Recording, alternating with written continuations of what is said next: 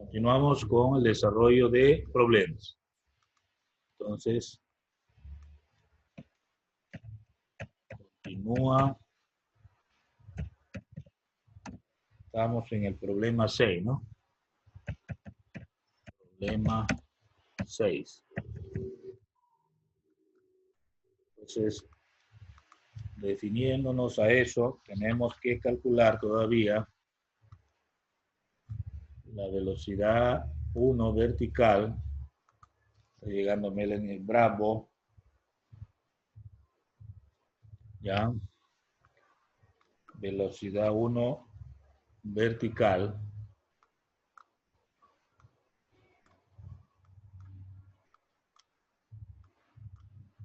Esto es vectorial, ¿verdad?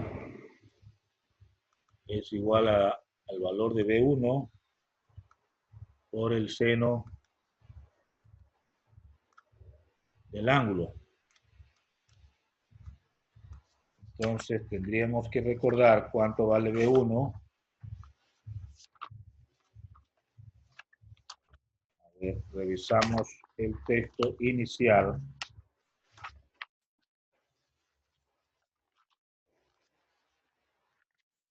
B1 vale 14 metros por segundo.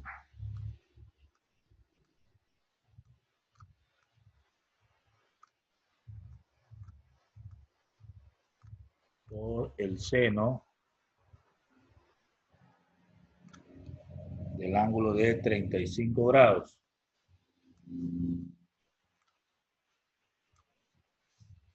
Entonces ahí me va a salir 8,03 metros por segundo. Igual calculamos B2Y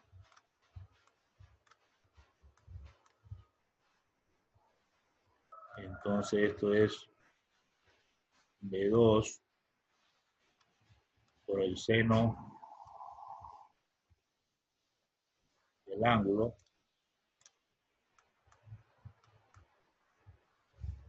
en el primer caso era teta 1, ¿no? En el segundo teta 2. Aquí es menos 11 metros sobre segundo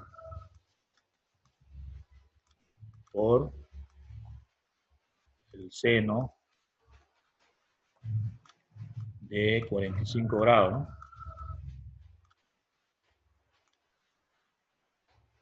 Bueno, aquí nos da un valor negativo de 7,78.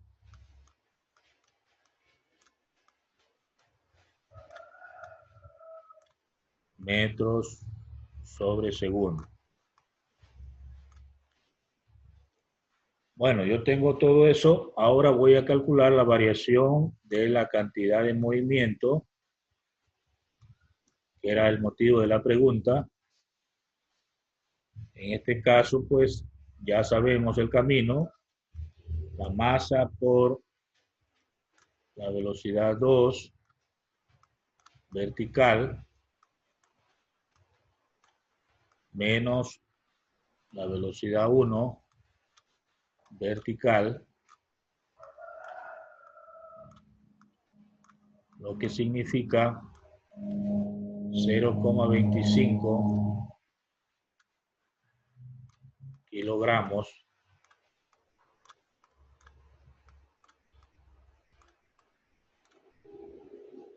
por menos 7,78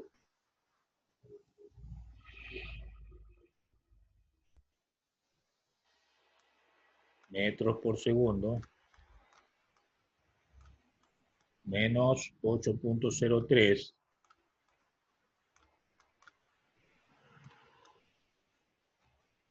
metros por segundo.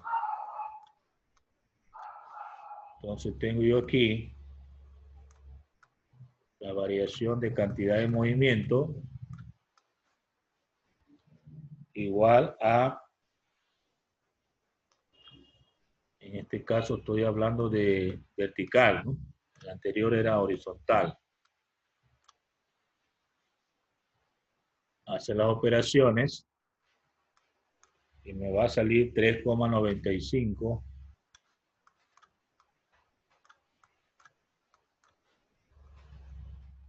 Eduardo Plúa Bonilla llega atrasado.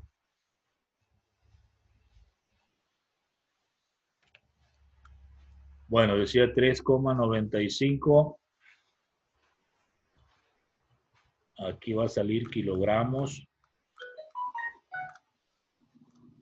metros sobre segundo. Esta sería la variación, pero en el sentido vertical. Bien. Hasta ahí tengo dos respuestas. Una la horizontal y la otra es la vertical. Ahora, si yo quiero sacar la variación en forma inclinada, como nos dan ángulo, ¿verdad? Entonces yo puedo sacar, aplicando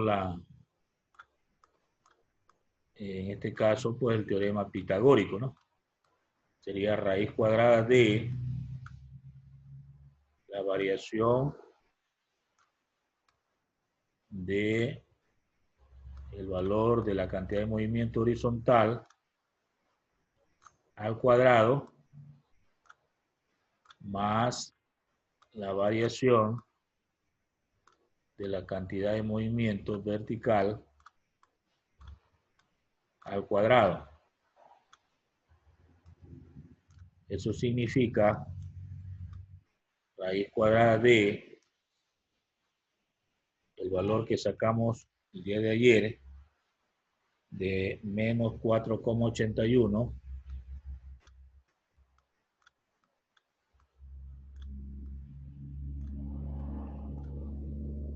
era kilogramos, metros sobre segundos elevado al cuadrado más el valor de ahora, menos 3,95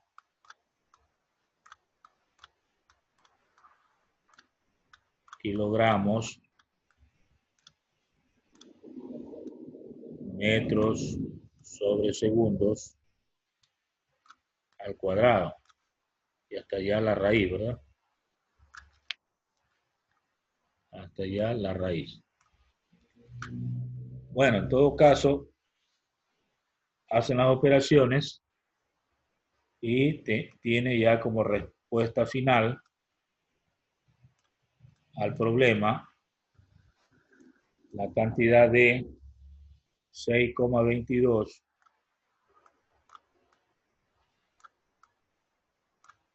kilogramos metros sobre segundo. Bien, esta vendría a ser la respuesta al problema ya en una dirección inclinada.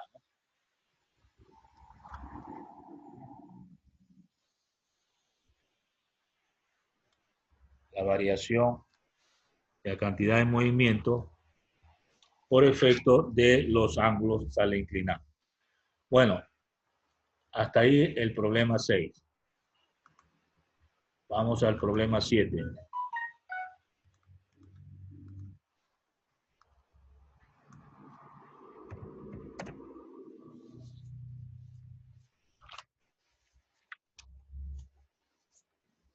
Bien, dice este de la siguiente manera. Una masa de 1,5 kilogramos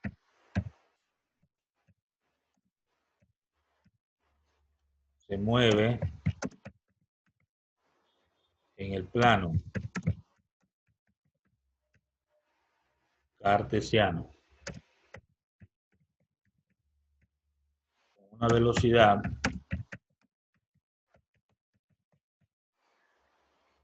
de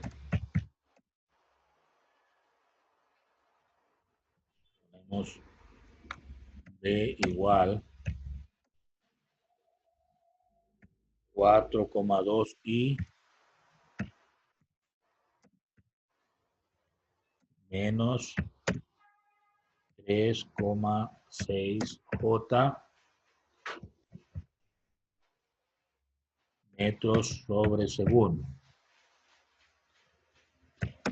Determinar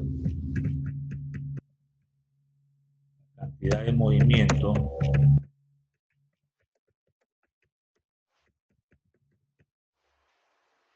angular de la masa cuando su vector posición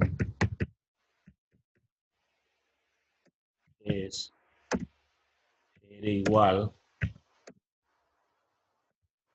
a 1,5i más 2,2j metros. Hasta ahí el texto del problema 7. Bueno, esto significa vectorial, ¿no? Vamos a colocarle unos detalles allí para que se vea bien. Entonces estos son vectores.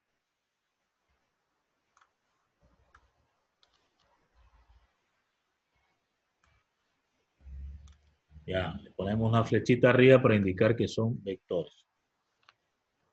Muy bien, vamos a colocar ahora los datos.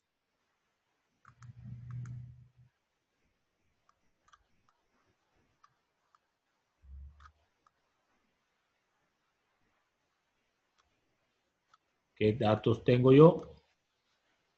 La masa,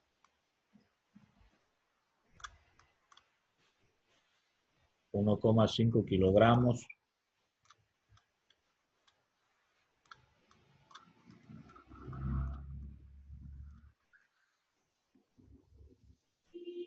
Tengo una velocidad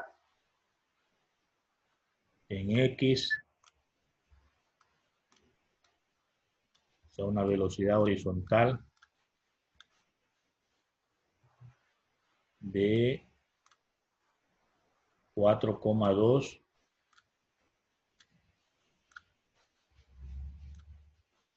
y que también es un vector unitario, metro por segundo. Un vector vertical, o sea, un vector Y,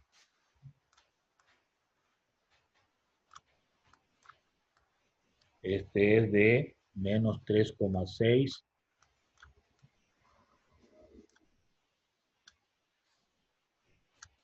J, que es un vector unitario, metros sobre segundo. Tengo un radio vector de posición, Rx,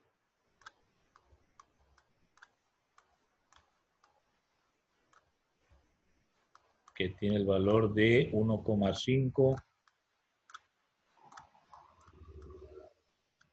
y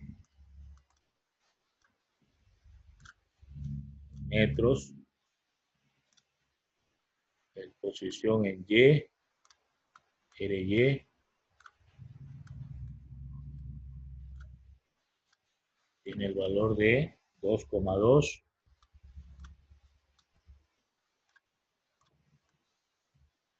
J. Ustedes recuerdan que I es para X y J es para Y, ¿verdad? Cuando trabajamos con vectores.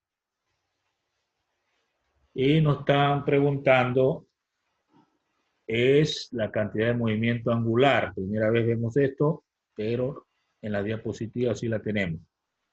Eso es L, L en mayúscula, que es vectorial. Eso se llama cantidad de movimiento angular. Muy bien, vamos a los cálculos.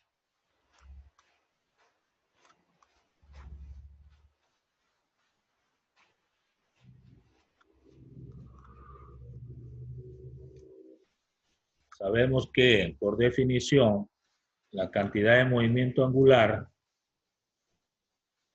de una partícula o de una masa pequeña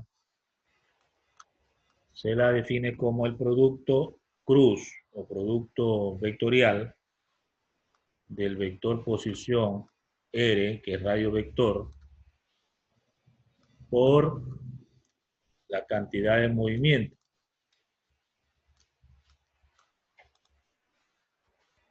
Cantidad de movimiento lineal, ¿no? P. Ahora, si yo tengo en cuenta esa definición general, recuerdo entonces que esto de aquí puedo descomponerlo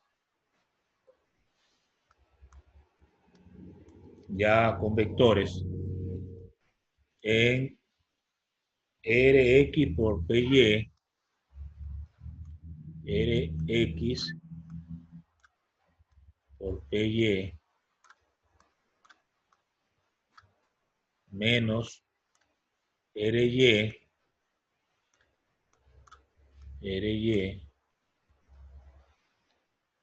por Px. Y eso, esto lo multiplicamos por un vector que es perpendicular al plano que se llama K. O sea, sale en el eje Z. Luego podemos decir entonces que L es igual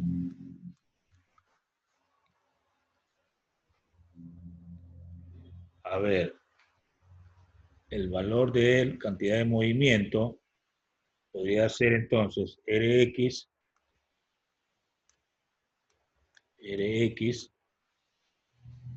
por la masa y por la velocidad en Y. Recuerde que cantidad de movimiento es masa por velocidad, menos Ry, el otro sería masa por la velocidad en X. Y eso pues sale como un vector en el eje Z, cuyo vector unitario se llama K. Reemplazando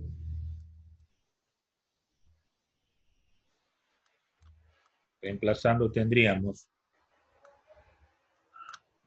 a ver, ¿cuánto vale Rx? Vale 1,5, ¿no?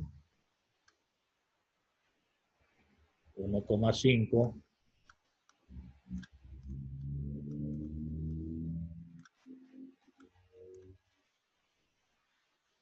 ¿cuánto vale la masa? También vale 1,5.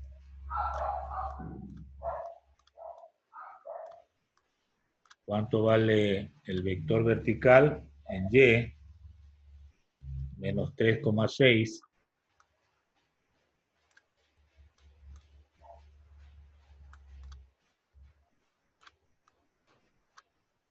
Menos Nelson Terreros. ¿Qué le pasó? Se le ha ido el internet, parece. Bueno, Ry 2,2.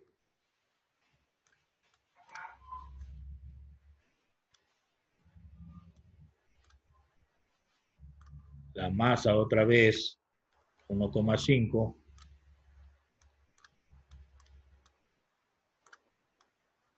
Y la velocidad horizontal 4,2.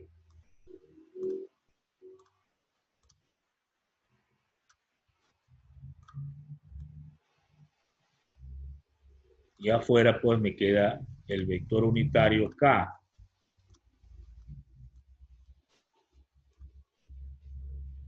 Entonces L, que es la cantidad de movimiento angular, va a ser igual a menos 8,1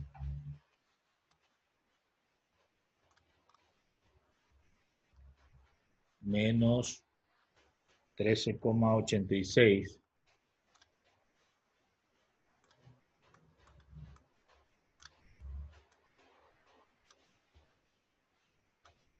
Esto sería K.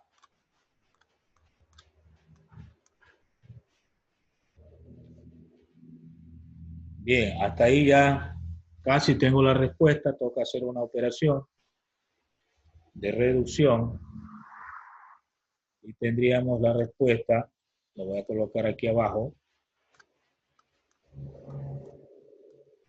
Menos 21,96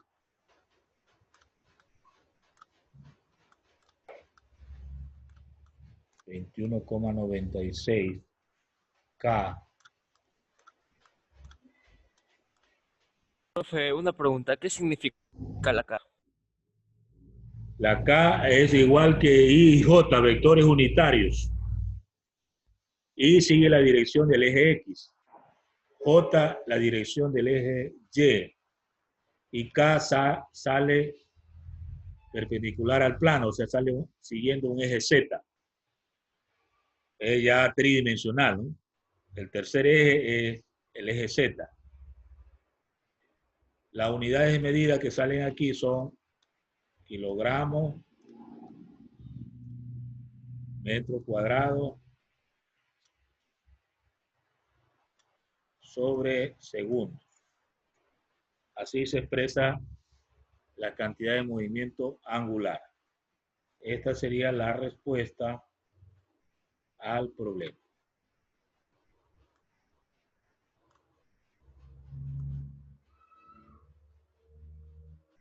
Bien, esta es la respuesta.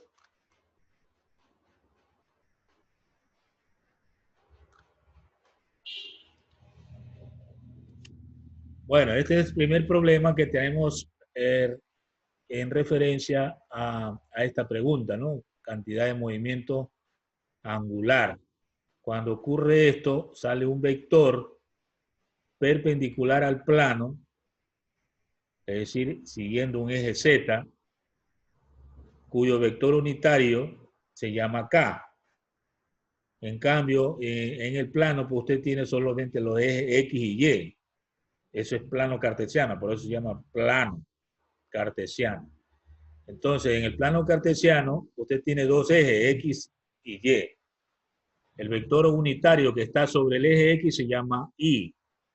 Y el vector unitario que está sobre el eje Y se llama J. En cambio, en el eje Z, el vector unitario se llama K. Entonces, en el caso que hemos trabajado de cantidad de movimiento angular, la respuesta sigue un eje Z, cuyo valor está ahí indicado. Un valor negativo significa que está hacia abajo, no hacia arriba, sino hacia abajo.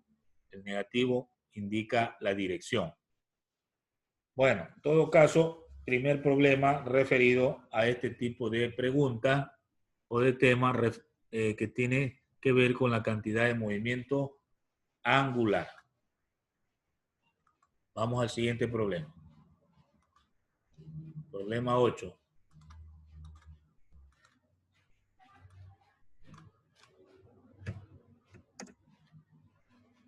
Nos dice, el vector posición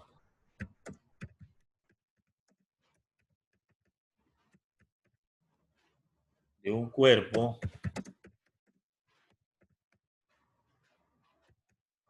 de 2 kilogramos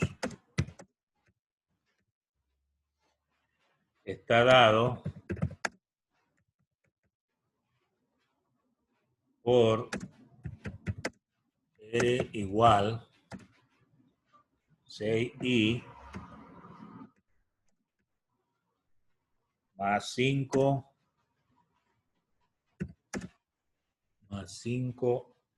TJ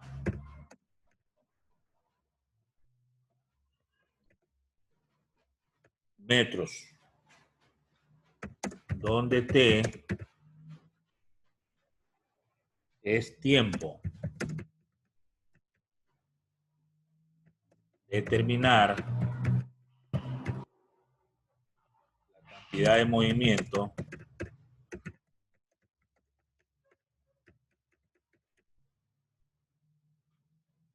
angular del cuerpo alrededor del origen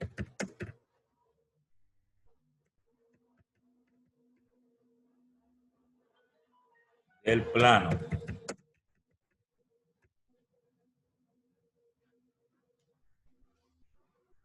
como función del tiempo.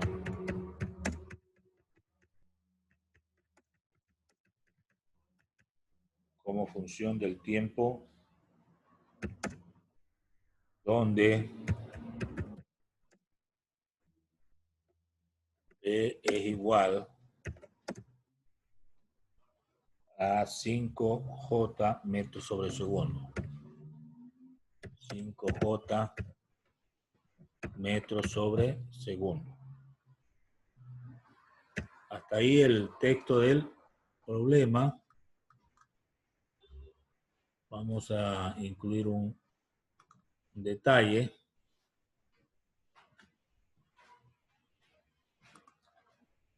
Aquí es un vector. Y acá es otro vector. Bueno, con esas añadiduras procedemos a sacar los datos.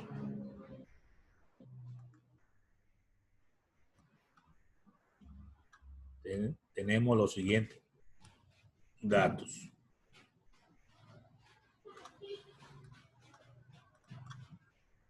A ver, ¿qué datos tengo? La masa, 2 kilogramos.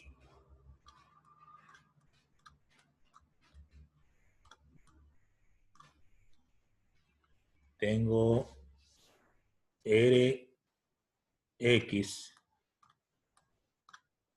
que es el radio vector horizontal, ¿no? De acuerdo a los datos, vemos el valor de 6i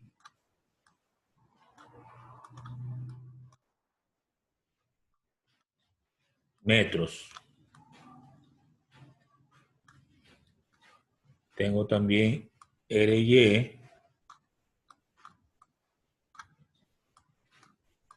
o sea, el radio vector vertical. Eso me dan, de acuerdo al texto, el valor de 5 TJ, siendo J el vector, ¿no? Vector unitario, metros. Una velocidad horizontal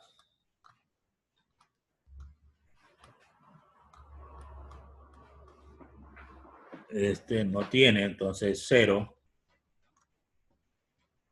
Y una velocidad vertical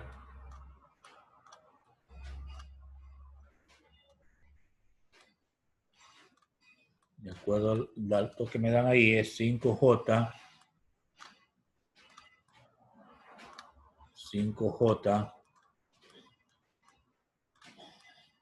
metros sobre segundo.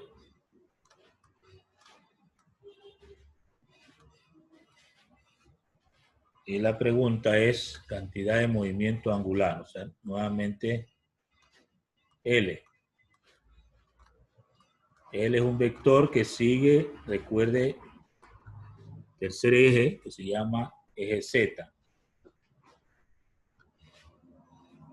Muy bien, vamos a los cálculos.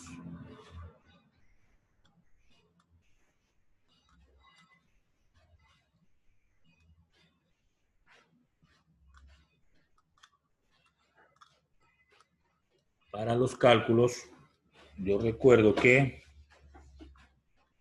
L es igual al producto crudo, producto vectorial de R por P. R es el radio vector, posición, y P es la cantidad de movimiento. Y esto, ya lo dijimos, equivale a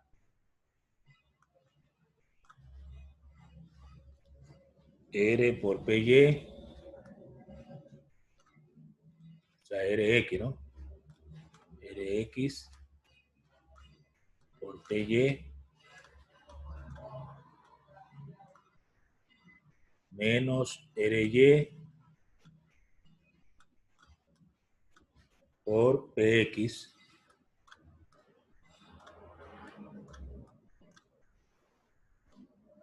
y multiplicamos por el vector unitario K. Eso significa que L es igual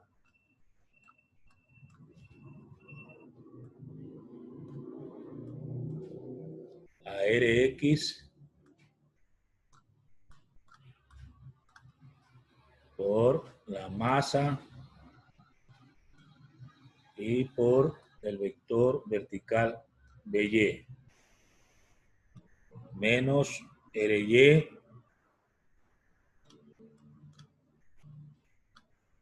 por la masa y por el vector horizontal BX.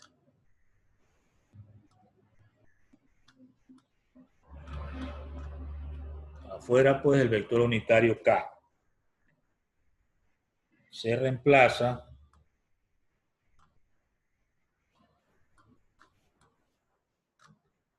y tendríamos lo siguiente.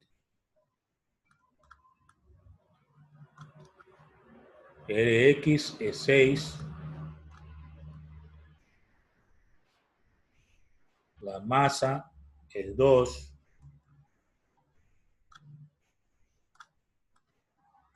By es 5.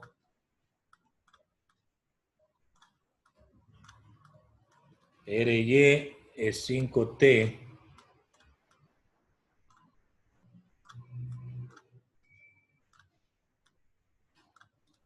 La masa vale 2.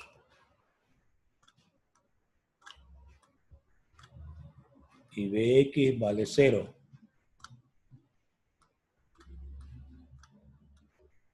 Entonces me quedaría de esta manera.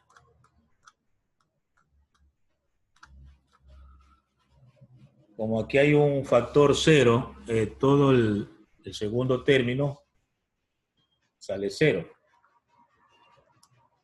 Entonces solamente me va a quedar el producto de 6 por 2 y por 5, que da 60. Entonces me va a quedar 60K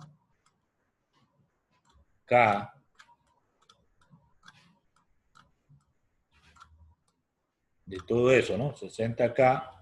Y luego agregamos por la unidad que resulta, que es kilogramos, metros cuadrados sobre segundo. Esas unidades las agregamos para no estar escribiéndolas en el reemplazo, que se repite. Entonces, esta sería la respuesta.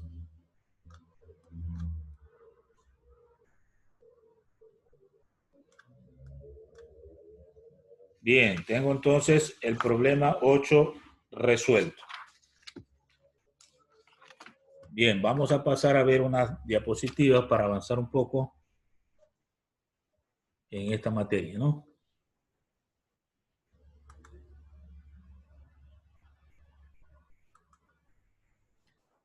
Tenemos por aquí estas diapositivas.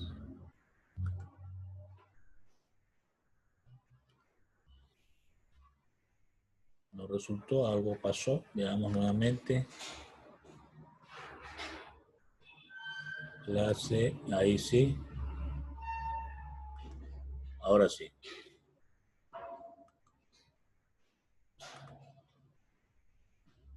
Bien. Nos referimos ahora al tema de choques o colisiones de cuerpos. Es tema de todos los días, ¿no? En las noticias, ¿no? Choques. Hay que evitar accidentes porque puede usted estar peligrando hasta la vida. Bueno, en términos de la física, el choque se define como la interacción mutua entre dos o más cuerpos, de los cuales al menos uno de ellos está en movimiento, produciéndose un intercambio de cantidad de movimiento y energía. Ahí están utilizándose los términos que hemos analizado: cantidad de movimiento y energía, se intercambian. Entonces en los choques ocurre eso. Al menos dice, uno de los cuerpos debe estar en movimiento, pero pueden estar todos en movimiento. Entonces el choque es más evidente, trae más daños si todos están moviéndose. Lo recomendable es que si usted está conduciendo un vehículo, se choque con algo que esté quieto, un árbol, un poste, y no se choque con otro carro que esté en movimiento y en sentido contrario, porque el efecto es mayor, el efecto dañino. Recuerde que si están en sentido contrario, la velocidad relativa se suma.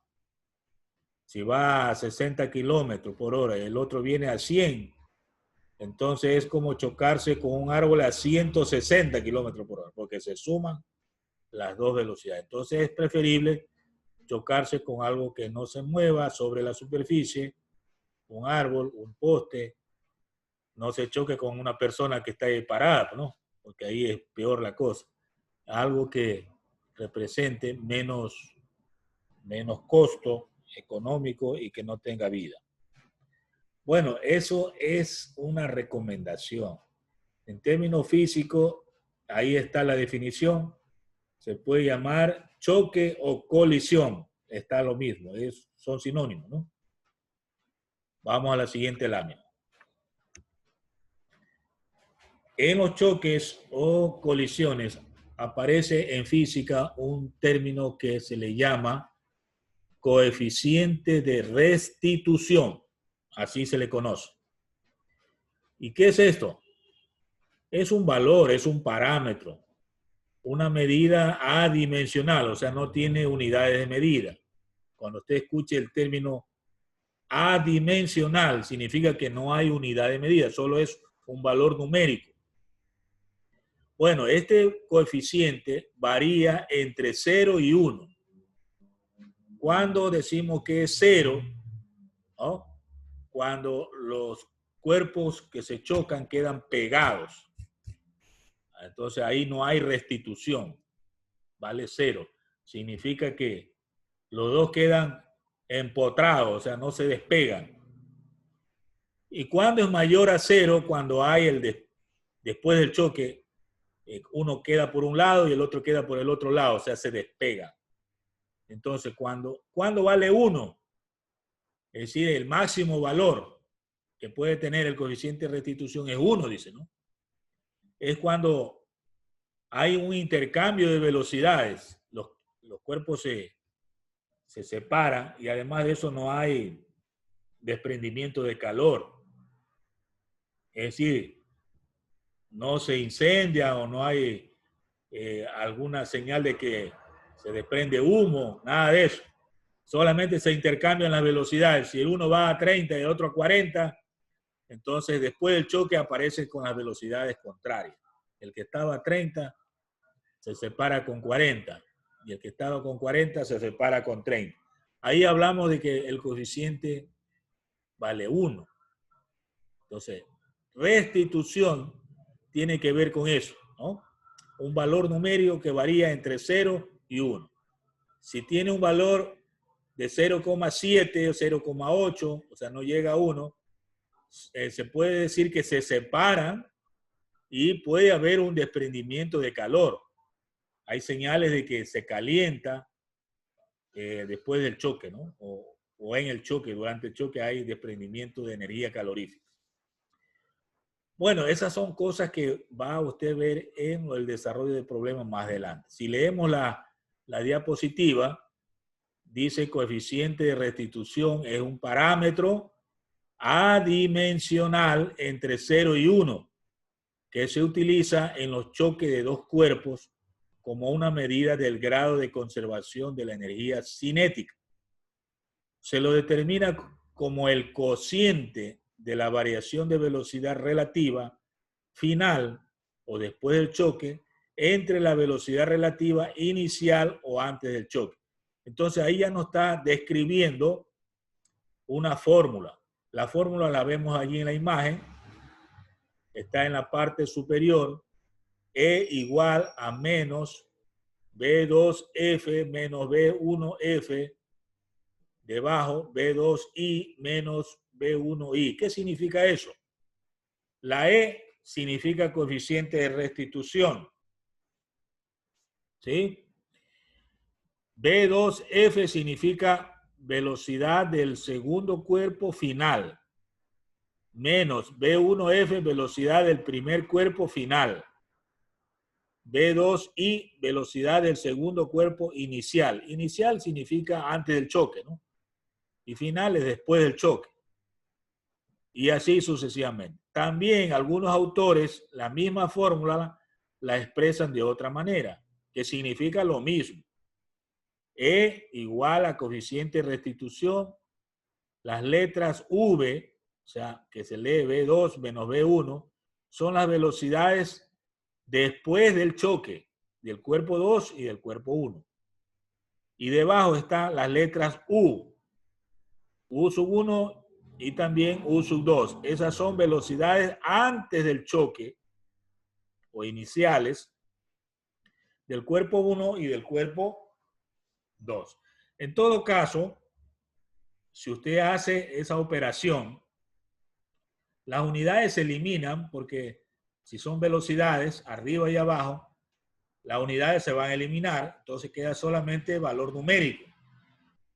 Y aparte de eso, en la parte de arriba va a salir un valor numérico siempre menor que el valor que está en el denominador si es un valor que está entre 0 y 1, ¿no?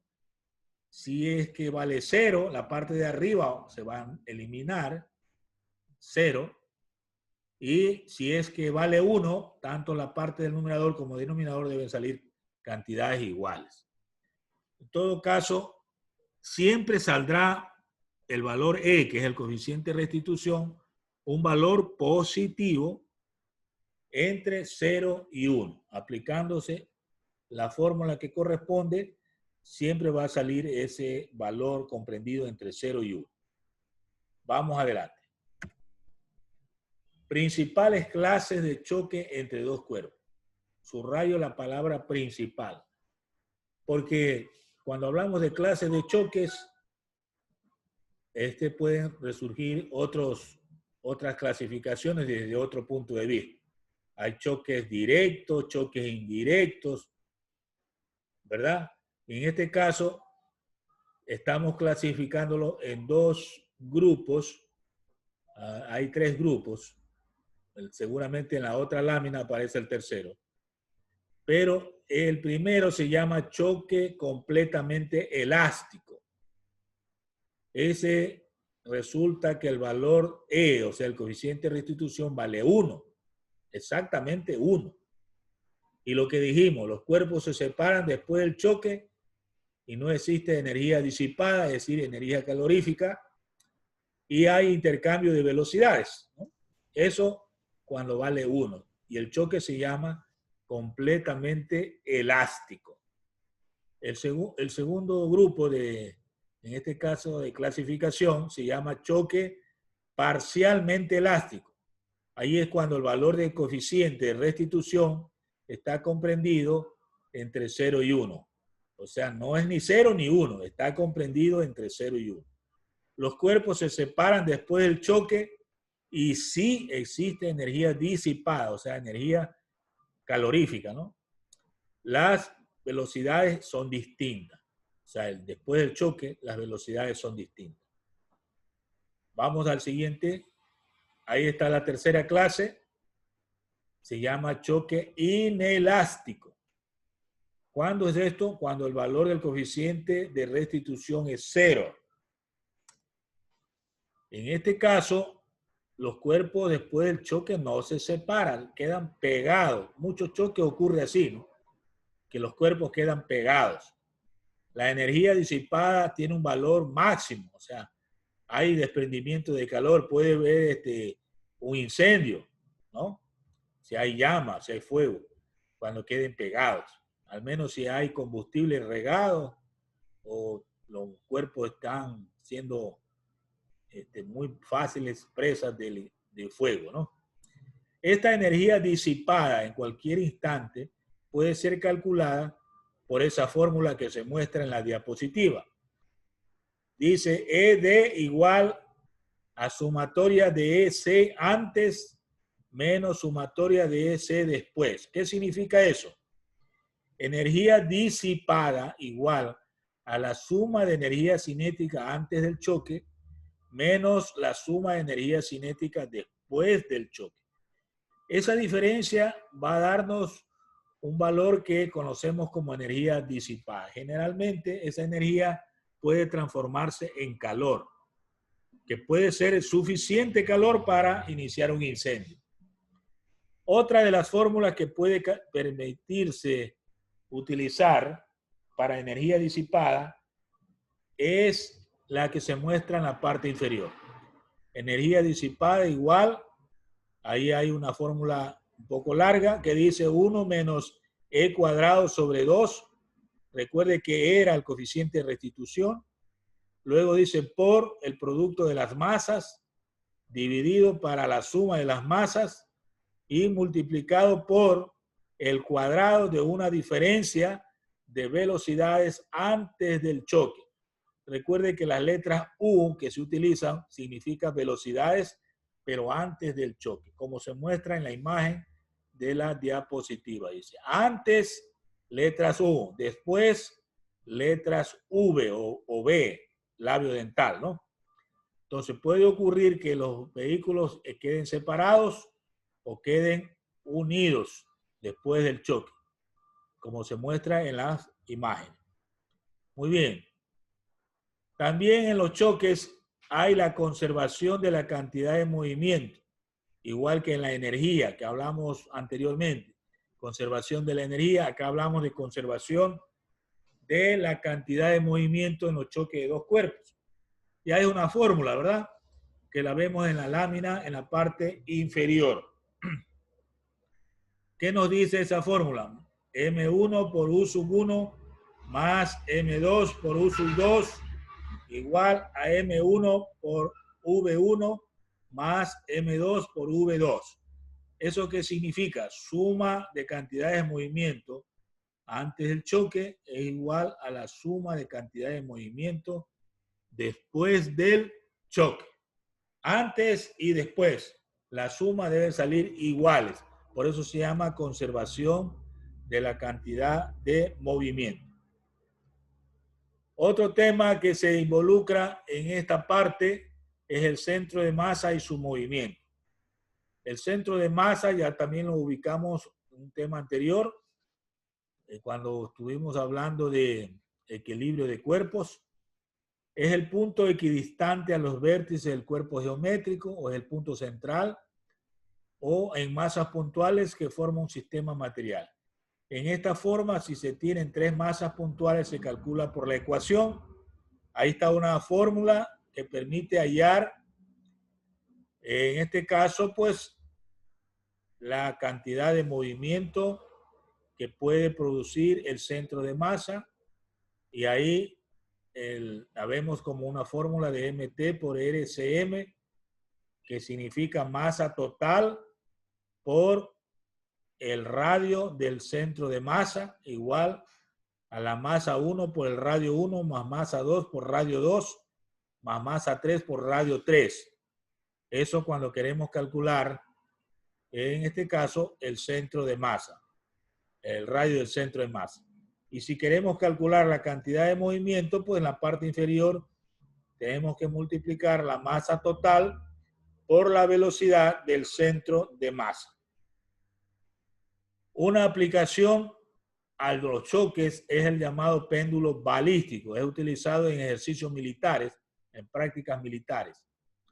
Se cuelga una masa que el momento que es impactada por una bala, se desplaza hacia un lado formando un péndulo, ¿no?